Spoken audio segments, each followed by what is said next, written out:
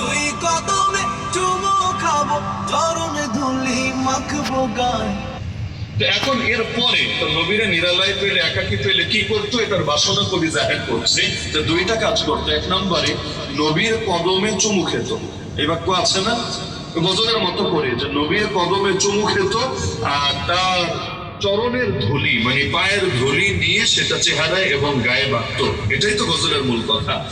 আবেগের দৃষ্টিকোণ থেকে যদি দেখেন তাহলে এটাকে আপনার কাছে যুৎসই মনে হতে পারে যে হ্যাঁ, নবীরে পেলে নবীর পায়ে চুমু খেত, এতে কি সমস্যা এমন হয়েছে? কিন্তু একটা জিনিস মাথায় রাখবেন যে আমাদের নামটা আহলে সুন্নাতুল জামাত। আমরা আল্লাহর নবীর সুন্নাতকে আদর্শ মানি, সাহাবায়ে কেরামকে আদর্শ মানি। আল্লাহর নবীকে আমরা দেখি কিভাবে তিনি আল্লাহকে রাজি করেছেন, সাহাবায়ে কেরামকে আমরা দেখি কিভাবে নবীজির হক আদায় করেছেন। সাহাবায়ে কেরাম নবীজির হক আদায়ে কোনো ত্রুটি রেখেছেন এটা আমরা পশ্চিমকালে বিশ্বাস করি না, করতে পারিও না। তো সাহাবায়ে কেরাম যেটা করেন নাই আবেগের নামেও সেটাকে করাকে আমরা সমর্থন করি না।